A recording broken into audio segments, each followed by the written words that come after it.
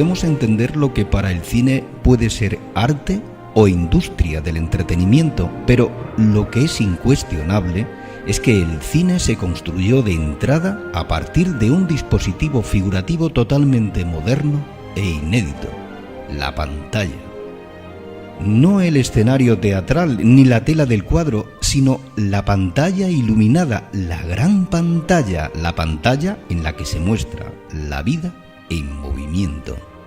En la pantalla de cine vemos imágenes de máxima belleza, intérpretes sublimes, ficciones que absorben a las maravilladas multitudes como ningún otro espectáculo.